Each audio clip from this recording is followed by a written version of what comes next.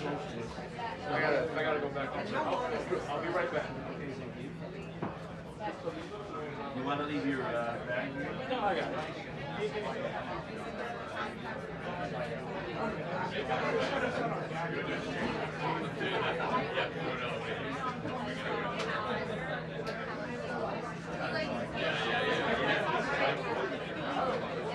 I just asked her.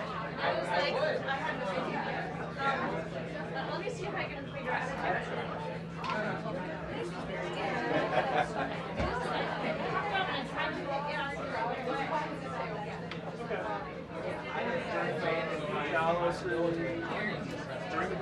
Yes, during the briefing. Yeah. Okay.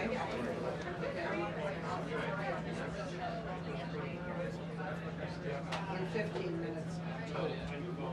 And then what's the second episode? First. Okay, what is the question for the second?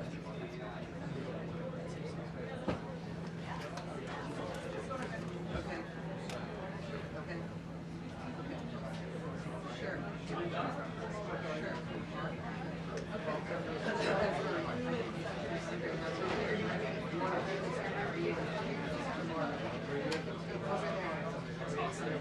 Sorry.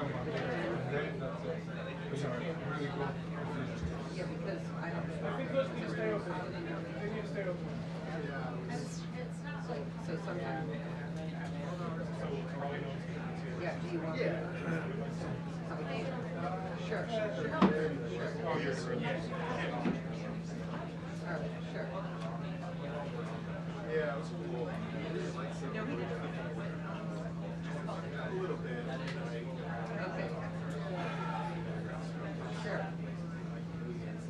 Sure, sure, sure.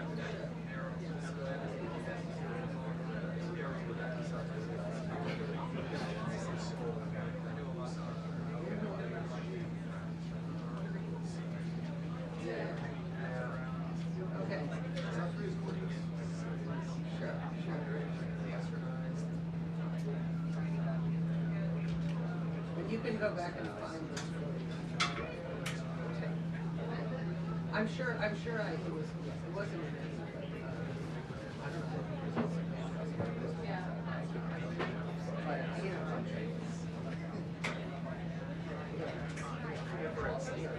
Well, there were many.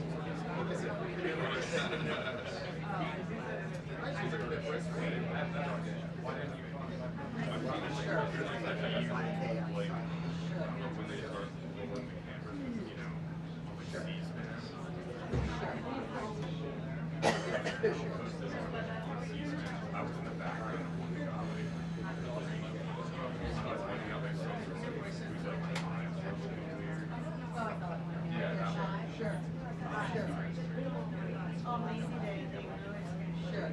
Sure. Sure. No problem. No.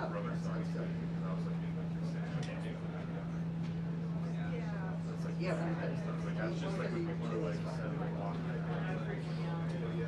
okay, thank you so much.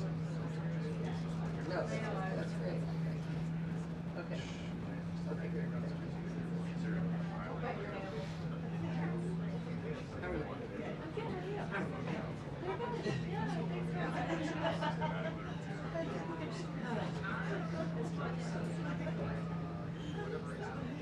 Where are they?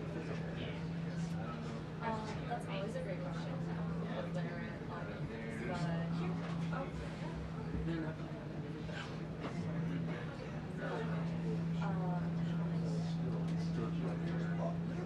Yeah, I usually start with that. I think just there was about my mom was here.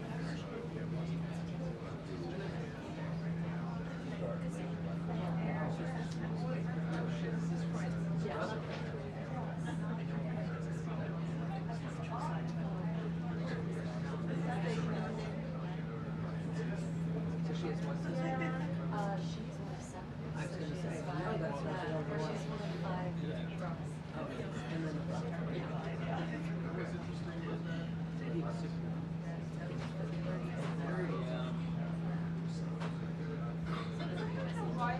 But that's all. That's it.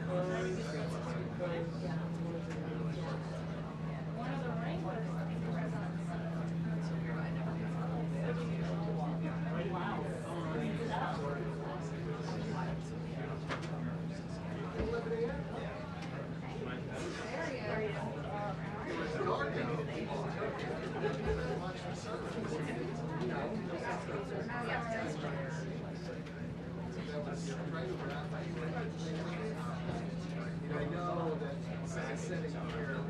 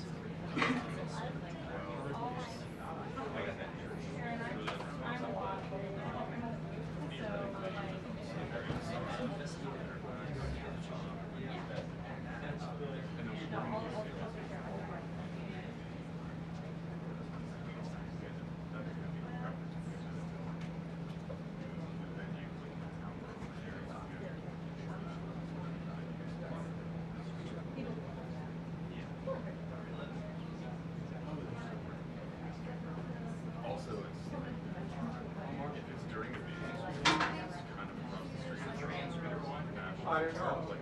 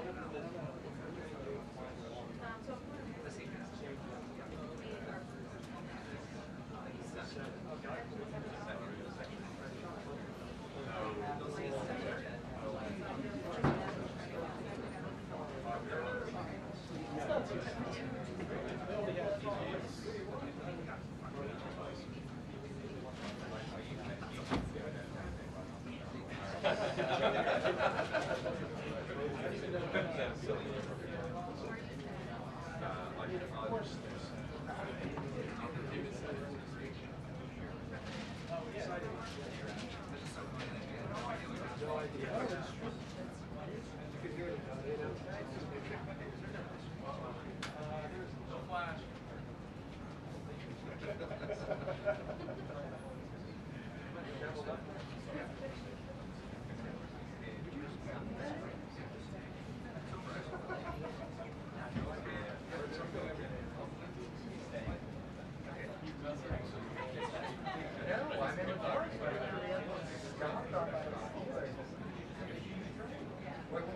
what? What did we get?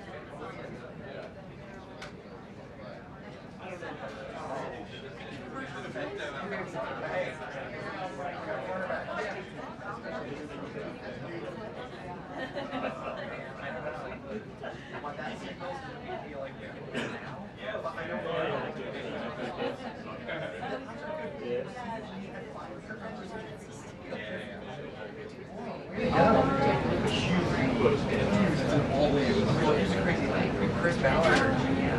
Very good.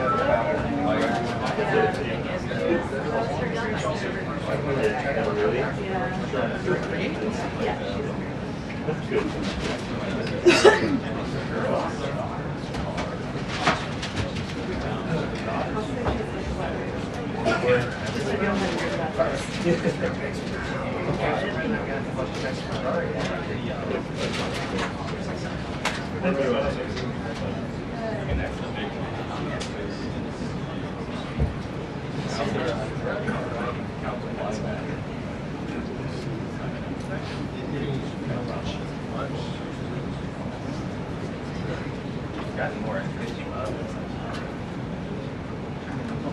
We should be 80 more. But here's the other thing, for sure, and 80 Mitchell. 80 Mitchell. So the training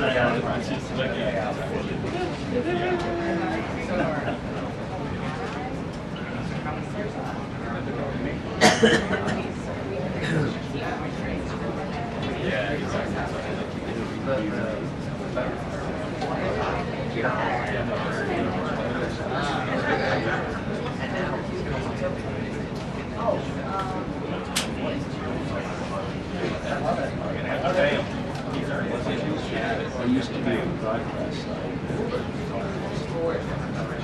licensing engineering.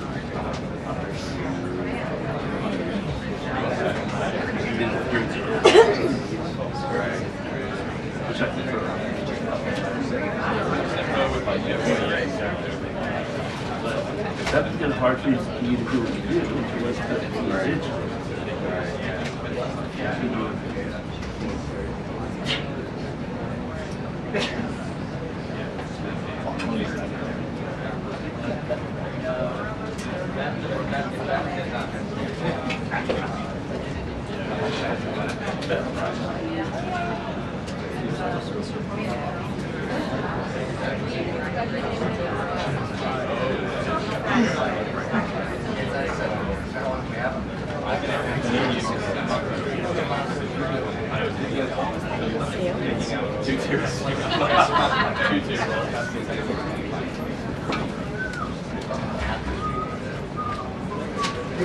Patrick, question?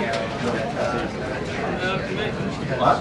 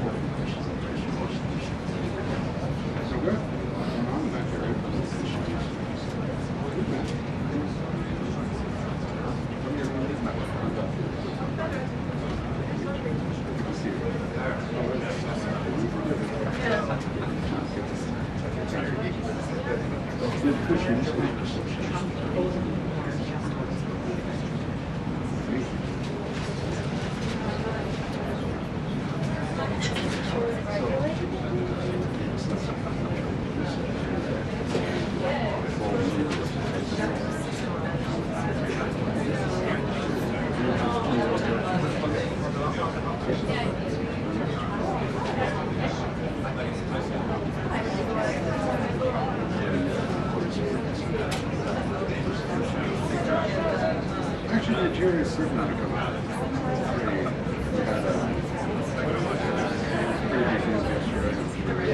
a pretty big news yesterday. We got a shot for our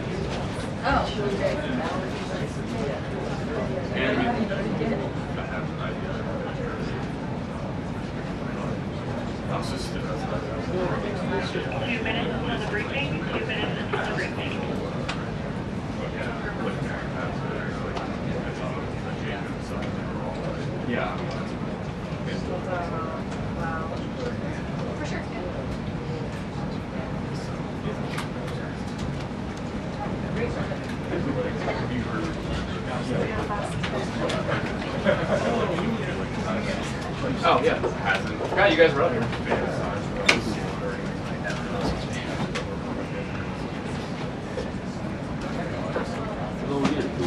How you doing? Yeah, there was a debate about the door. There was a debate about the door. Something about the temperature.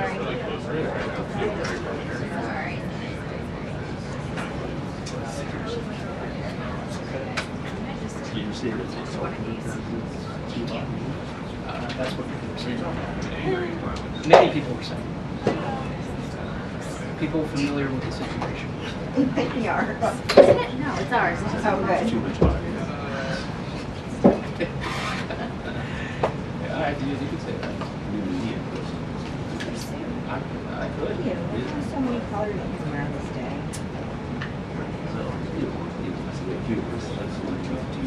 Oh, absolutely. Oh, I'm all for it. Why are you looking at me the wrong way?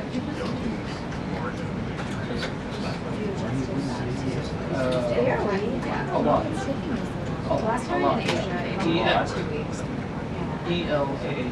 I think, right? That's what It's a it lot. said. It's a lot. Yeah. Means God forever. It means what? God forever. I don't have a problem with that. Yeah, July. The month. Okay. But it sounds nice. At least it's not like Pepe or Pablo. Let's switch it up. Jose. Jose, yeah. Hey, good to see you. Nothing wrong with that. It's just. Or Jorge. Or Jorge Ventura. Yeah. First and last.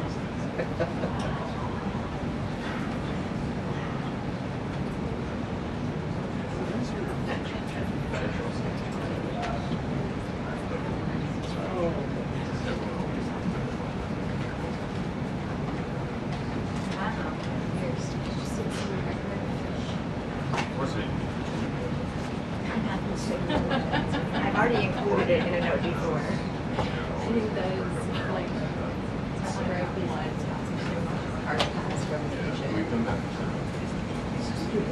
I don't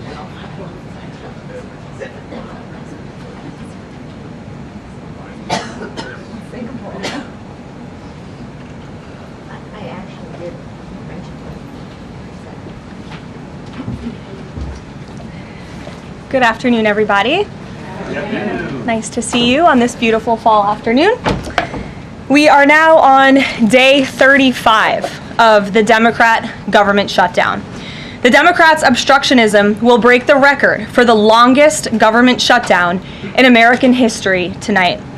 The Democrats are intentionally hurting American families, workers, and businesses with this shutdown to fight for free health care for illegal aliens and to appease their radical left-wing base. And it's a total disgrace. This past weekend, Americans traveling to weddings, funerals, vacations, and meetings faced significant flight disruptions at airports across the country because of staffing shortages. On Sunday alone, more than 5,000 flights traveling to and from U.S. airports were delayed. Since the Democrat shutdown began, 4 times as many staffing shortages have been reported at air traffic control facilities compared to last year. TSA checkpoint wait times ballooned past 3 hours at Houston's George Bush Intercontinental Airport, with some passengers enduring up to 5 hours in line. At nearby William P. Hobby Airport in Texas, security wait times are routinely exceeding 1 hour. More than 13,000 air traffic controllers are continuing to work without pay. Because of the Democrats, these men and women who keep our airspace safe and moving will miss a second paycheck in a row this Friday if Democrats refuse to open the government. Let me be clear to our incredible air traffic controllers across the country. President Trump and Republicans want you to get your paychecks. They want you to be paid. Please call on your Democrat senators and tell them to side with President Trump and Republicans to vote to reopen the government. Our nation's 4 largest airlines, United, Delta, American, and Southwest, have now all endorsed the Republican, nonpartisan, clean funding bill to end the government shutdown. Major unions, collectively representing tens of thousands of pilots, have also joined the airlines in calling on Democrats to pass the clean, nonpartisan CR. The travel industry is also imploring Democrats to end the shutdown and reopen the government. Nearly 500 companies and groups in the travel business, including casinos, hotels, and convention bureaus, signed a public letter warning that America's travel economy has already lost $4 billion due to this Democrat shutdown, and they have called for the Republican CR to be passed, saying Americans expect and deserve a fully functioning federal government during the peak holiday travel season. Never before have we seen private industry and union leadership so unified on the same issue, rallying behind Republicans in such a vocal way. The Democrats have completely lost the plot. They are endangering the safety, prosperity, and livelihoods of millions of Americans. It's well past time Democrats do what they did 13 times under Joe Biden and pass the clean funding bill extension. All we need are 5 Democrat senators to put country over party and vote to end this reckless shutdown. In other news, tomorrow will mark the 1-year anniversary of President Trump's historic election victory, where he won nearly 80 million votes, the popular vote, in all 7 swing states. This was the ultimate poll on November 5th. The president secured a mandate to make America great again, and he has delivered in record time. Never before have we had a president who has kept their promises like President Trump has. I'd like to go over a few of those with you. In less than 10 short months, President Trump signed the largest middle-class tax cut in history, including no tax on tips, overtime, and Social Security to put more money back into the pockets of the American people. The president ended the southern border invasion of the Biden administration, made our border the most secure in history, and he is carrying out the largest mass deportation campaign of illegal aliens in our nation's history to protect our homeland, just as promised. President Trump has aggressively taken on drug cartels by declaring them as foreign terrorist organizations and even blowing up narco-terrorists who have tried to poison the American people with fentanyl and other illegal narcotics. President Trump defeated the Biden inflation crisis, and he continues to implement a pro-growth, America First economic agenda to make America affordable again, and we are seeing the results of that every day. Inflation has remained low and steady, averaging just 2.5% compared to the painful average of 5% under Biden, and we know it was historically higher than that for most of President Biden's term. Meanwhile, real private sector wages are on track to rise by almost $1,500 since President Trump took office, a significant change to the Biden years where private sector wages declined and were being wiped out by inflation. President Trump has ended the reckless war on American energy and unleashed energy dominance, with gas prices now plummeting to their lowest average levels in more than 4 years.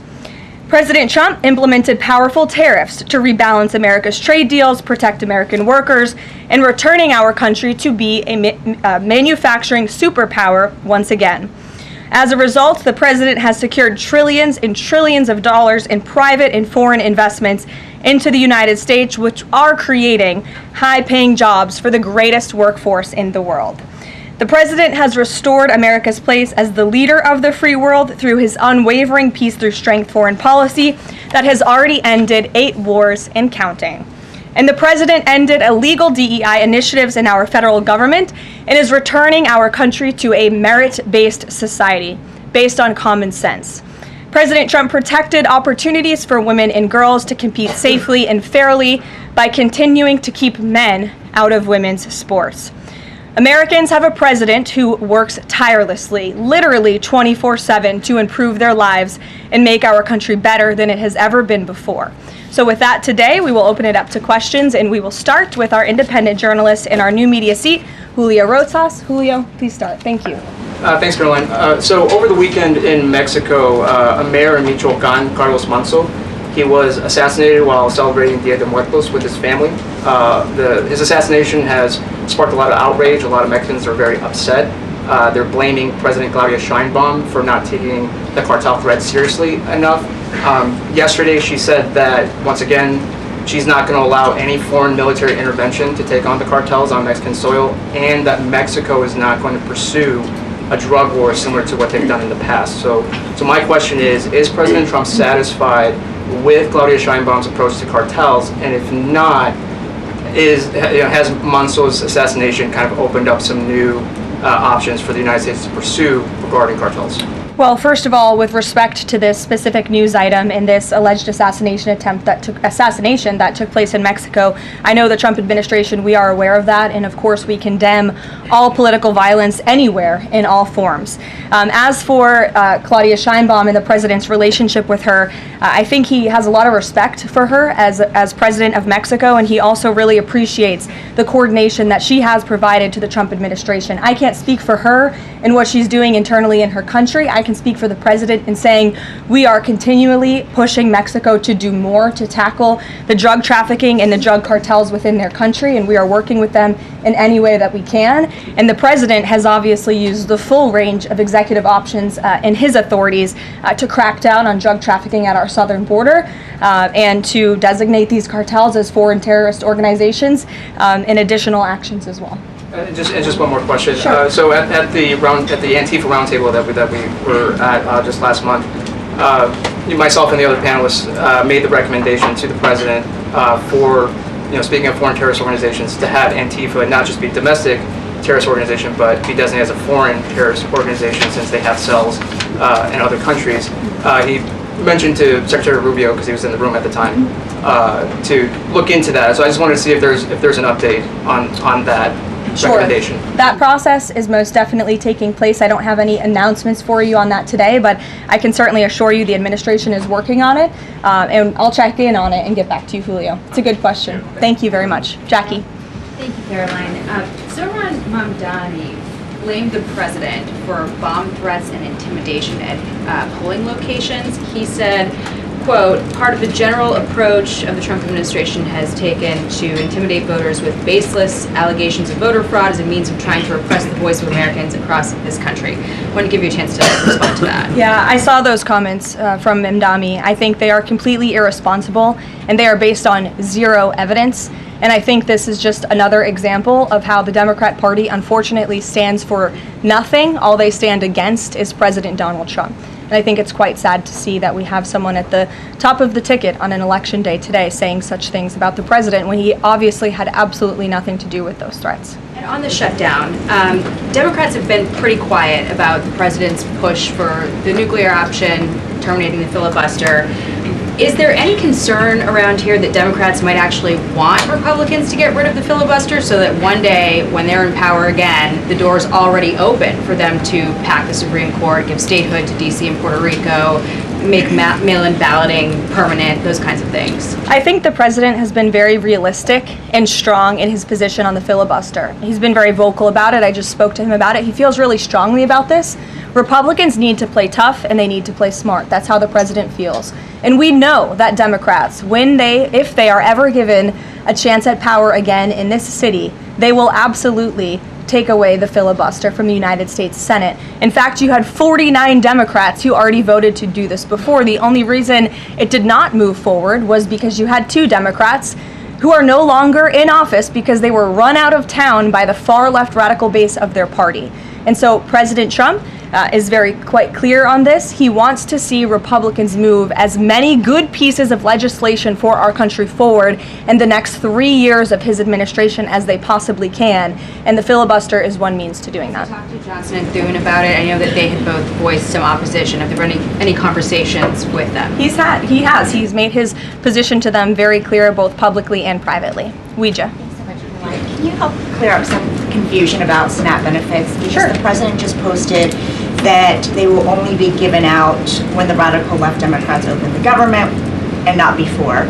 But just yesterday, the administration said it would comply with a court order to expend the full amount of SNAP contingency funds by end of business day yesterday. So Did the administration distribute that money or defy that court order? No, the administration is fully complying with the court order. I just spoke to the president about it.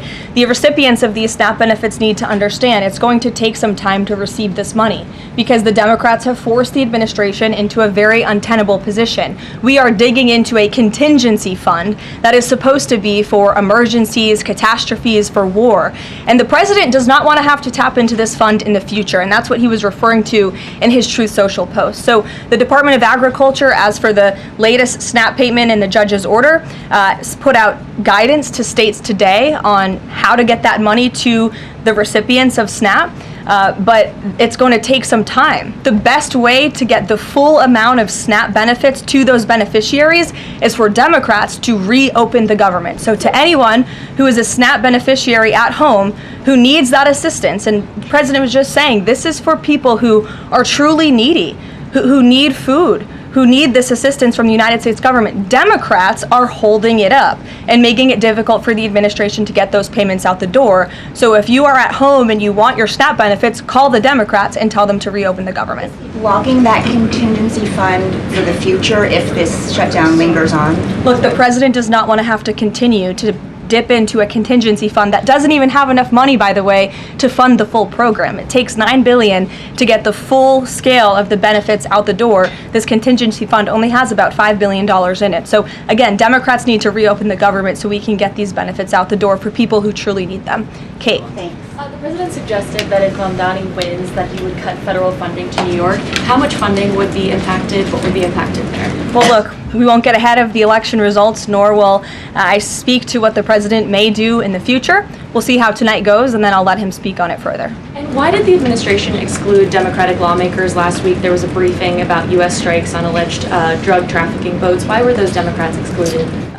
The administration has briefed Congress on these matters 8 separate times, and Democrats have been included in those briefings. In fact, I know that Secretary Rubio will be on Capitol Hill tomorrow to brief the Gang of 12, which includes Democrats as well. So the president's made it very clear, if senators want to understand the administration's operations against narco drug traffickers, we are very happy to speak with them about that, and we will continue to do so. But we've been incredibly transparent. As I said, there's been 8 briefings on this topic, with the 9th coming tomorrow. Rachel. Thanks, Caroline. There's been some reporting out there about the possibility of furloughed workers not getting back pay. We know that the president signed that bill into law in his first term. Does the administration guarantee that all furloughed workers will get back pay? This is something we are very much open to discussing with Democrats as part of the discussions about the continuing resolution to keep the government open, and it's something that Republicans are talking with Democrats about right now. I won't get ahead of those negotiations or discussions. That's a possibility that may not happen, even though it's law. I just said Republicans in the White House are very much open to discussing this with Democrats. And just one last question. As this government shutdown now drags on, about to make history as the longest government shutdown in American history, can you talk about what the president is personally doing to try to see an end to this? He's pushing Republicans to keep voting and to keep opening up the Senate floor to vote for the clean continuing resolution. He had the Senate Majority Leader and the House Caucus Leader, Hakeem Jeffries, here at the White House to talk about this in the very early stages, to give them a chance to come to their senses and avoid this entire government shutdown at the very beginning. And they chose not to. And I think it's been very clear to everyone in this room and to everyone across the country that the Democrats are playing partisan politics with our United States federal government. And all Republicans have wanted to do for the last 35 days is reopen the government. That has been the president's position since day one. It is his position today on day 35. And all we need are 5 common sense Democrats have a little bit of courage and come to the table and vote with Republicans. I saw Senator John Fetterman on television last night saying that he hopes more folks in his party will step up. And we certainly agree with him on that point. Sure. Caroline, the president posted on Truth Social that the voting underway in California is, quote, rigged. What evidence does he have of that, and what does it mean that mail-in ballots in that state are under legal and criminal review?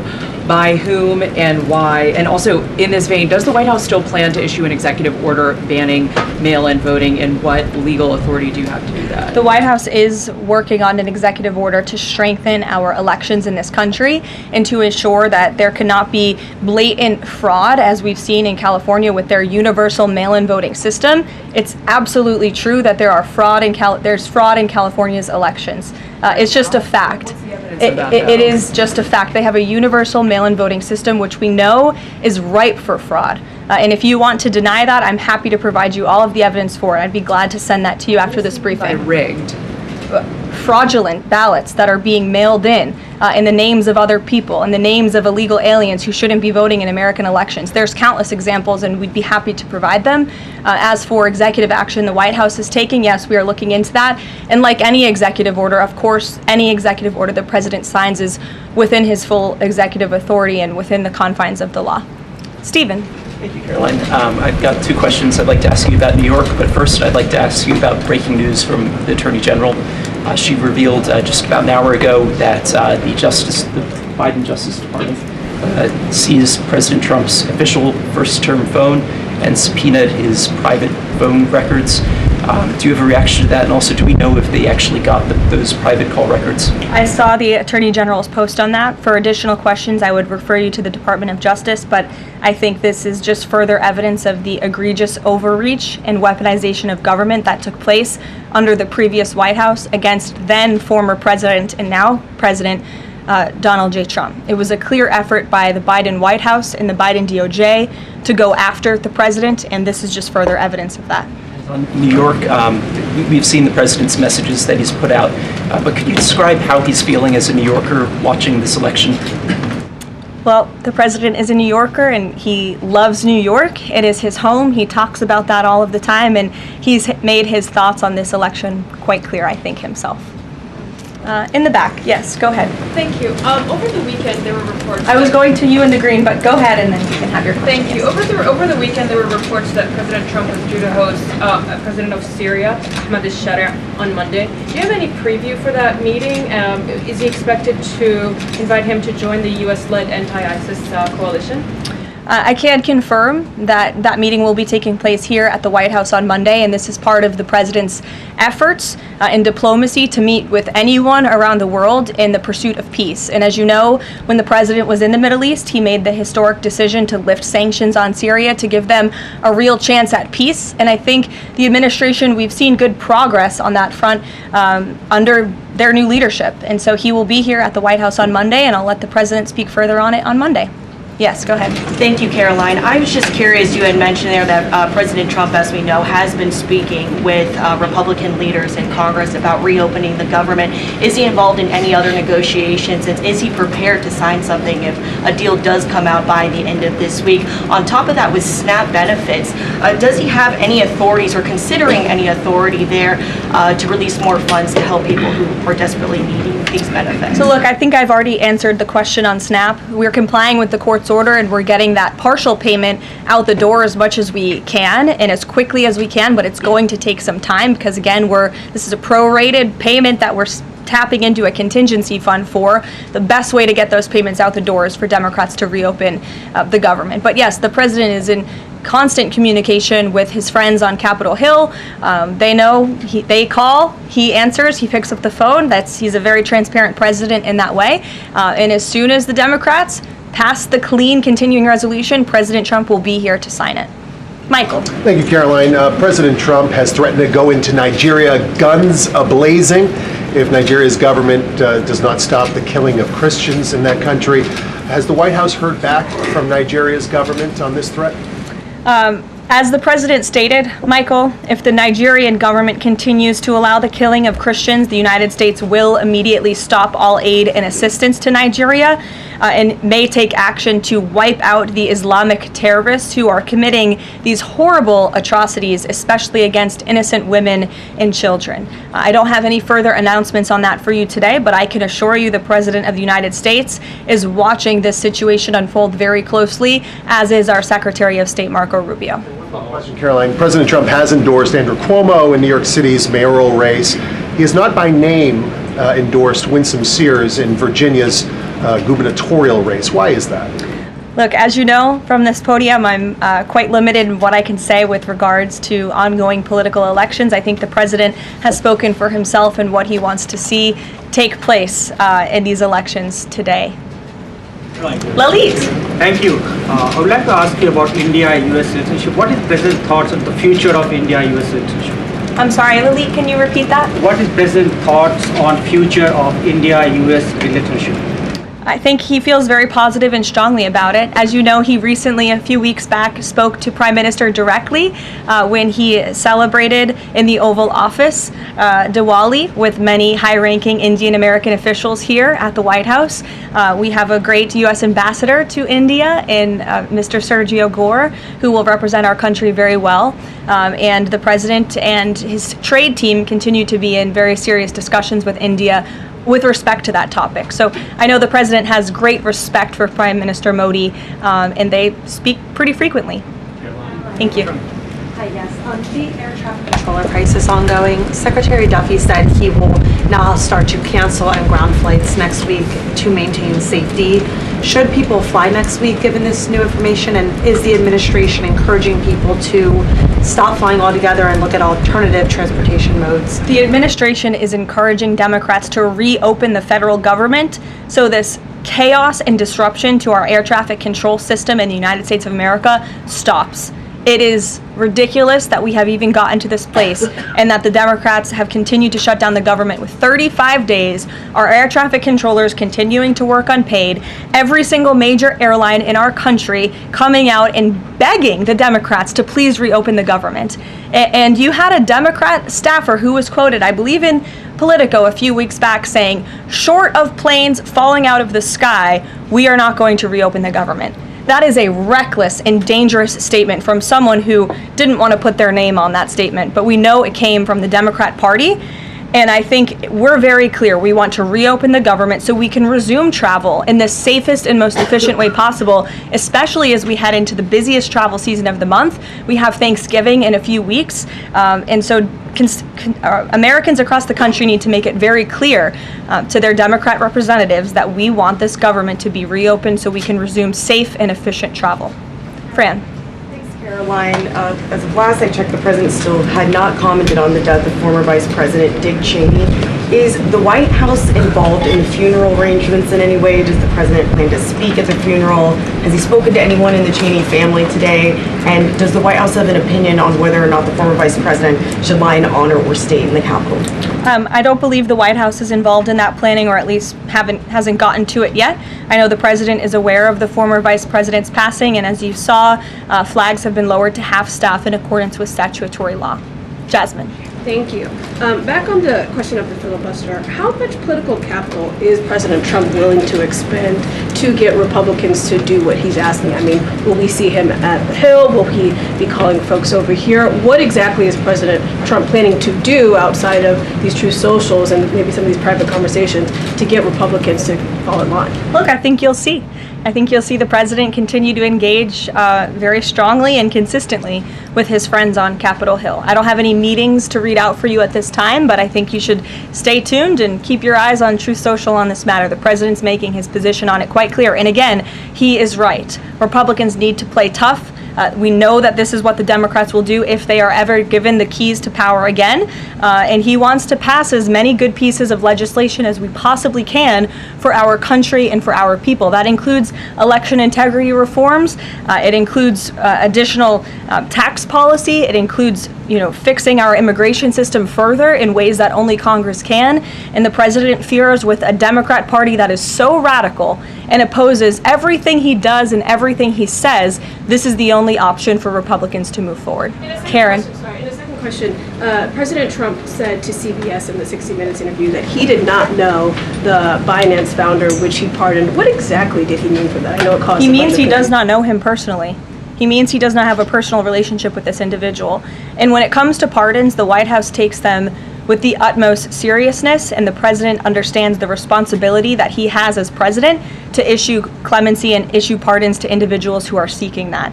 That's why we have a very thorough review process here that moves with the Department of Justice and the White House counsel's office. There's a whole team of qualified lawyers who look at every single pardon request that ultimately make their way up to the President of the United States. He's the ultimate final decision maker.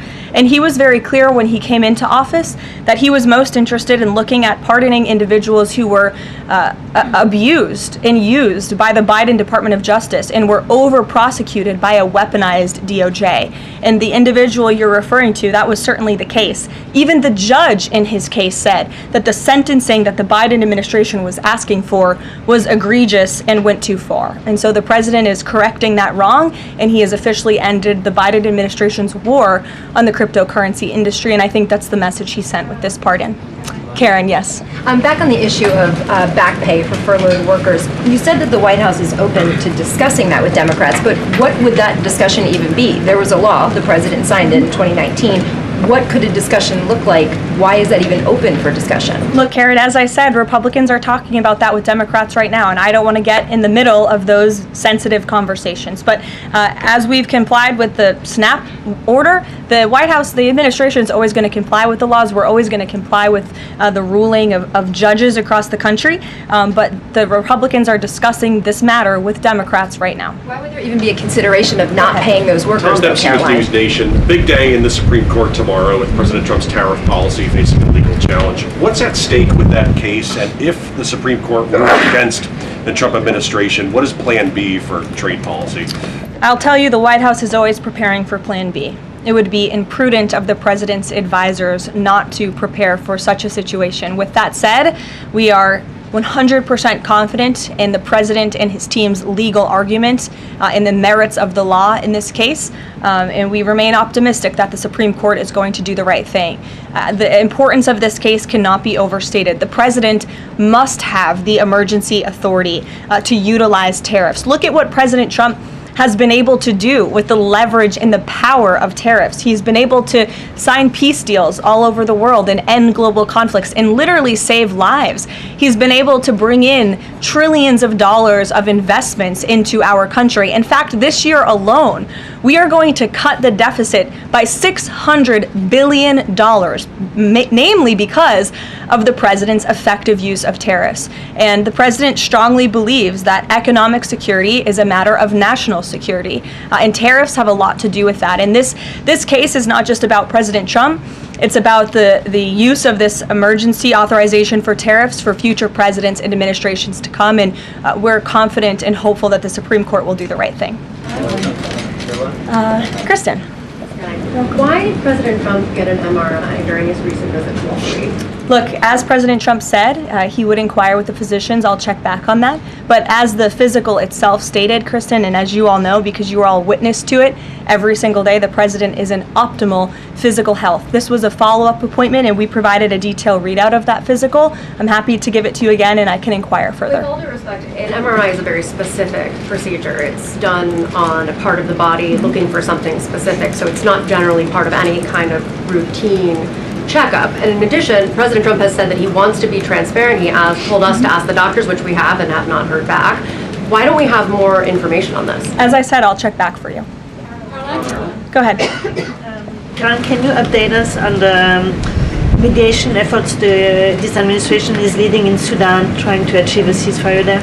Sure, yes. The United States is actively engaged in efforts to bring about a peaceful resolution to the terrible conflict in Sudan. We remain committed to working with our international partners, including Quad members, Egypt, Saudi Arabia, the UAE, as well as others, to lead a negotiated peace process that addresses both the immediate humanitarian crisis and the longer-term political challenges. I actually spoke with Secretary Rubio about this morning, as of course there's been, kind of an uptick in recent reporting on the matter, and he assured me that the administration is very much engaged. We're in pretty frequent communication with those Arab partners that I just mentioned, and we want to see this conflict come to a peaceful end, just as we have with so many others, but the reality is it's a very complicated situation on the ground right now. Caroline? Yes. Hi, yes. Just trying to go back into the subject of Mexico. Is the Trump administration planning to send U.S. troops to Mexico to combat drug cartels, as reported by other other outlets? That's not something I would confirm from this podium if it were happening, so I will not comment on that. Eamon. Thank you, Caroline. Why did the president decide not to go to the Supreme Court tomorrow? He'd indicated earlier that he might want to go and attend in person. Yeah. Now he's saying he's not going to go. Why? The president did have an interest in attending the Supreme Court hearing tomorrow, as I just expressed how important it is to him, the administration, and the country, this case. But he is traveling to Miami tomorrow, as you all know, to give an economic address with the mayor of Miami and many global business leaders to talk about his historic success with the economy over the past 10 months and talk about sort of where we are headed as a country in terms of our economy. So he'll be traveling tomorrow on the road in Miami. That's why he won't be here, but Secretary Scott Bessent will be in attendance at the hearing tomorrow at the request of the president. He has said that he doesn't want to export the high-end NVIDIA chips to China, but the Wall Street Journal reported yesterday that there was some question about whether the president would raise this as a possible concession with the Chinese side during his meeting with Xi Jinping. So does the White House consider NVIDIA chip exports to China to be a closed issue right now, or is this an ongoing negotiation between the United States, China, and NVIDIA at this point? The president has made his position on this very clear, both to the Chinese and also to all of you. He's answered this question directly. As for the most advanced chips, the Blackwell chip, that's not something we're interested in selling to China at this time. Annie. Does the president think that the results of the Virginia or New Jersey gubernatorial races tomorrow or statewide races tomorrow will in any way reflect a voter sentiment towards his administration? Look, Annie, I'm not at liberty to talk about the election results, and I certainly won't get ahead of them. I'm not going to engage in hypotheticals that may or may not happen tonight. We'll have to watch and see. And I'm sure you'll hear directly from the president tomorrow on that point. Quickly on Snap, just really quickly, is there anything that prompted the president's tweet this morning? Because it did seem quite different from some of his other communications about Snap. It seemed a little bit out of the left field. I'm just wondering if he had a conversation or if there's anything you're aware of that caused him to decide to, at around 11 o'clock, to send out that message. Look, the president is constantly well read on the news, as you know, and he is very much aware we are in day 35 of a government shutdown in which these SNAP benefits, we're pushing them out the door. USDA put out that guidance to the states this morning. The president was aware of that, and he wants to make it very clear that these benefits are in jeopardy because of the Democrats, and they should just open the government so that we can continue getting these funds out the door in an easier and more efficient way. There's some new reporting that just dropped a few minutes ago that the Trump administration is negotiating with the makers of Ozempic to sell some weight loss drugs for $149 a month. That's according to the Wall Street Journal. Do you have any more information on that? Can you confirm that? I think the president has said himself in previous Most Favored Nations announcements that this is something that the administration has been engaged in and looking into. I won't get ahead of the president on any future announcements, but I will echo his strong commitment to bringing down drug prices in this country. And you've heard it directly from Secretary Kennedy and Dr. Marty McCary and his entire Health and Human Services team, how committed the president is to bringing down the cost of drugs, and we're working with pharmaceutical companies to do that every day. Very quickly, Caroline, on SNAP. I know it's been asked, and I know we just asked it, but I want to put a fine point on it. You talked about the president's post here, and he wrote that SNAP benefits will only be given when the radical left Democrats open up the government. I understand your previous answers, but as written, how would that not violate a court order as it's written? I've now answered this question several times, Gabe. We are complying with the court's order.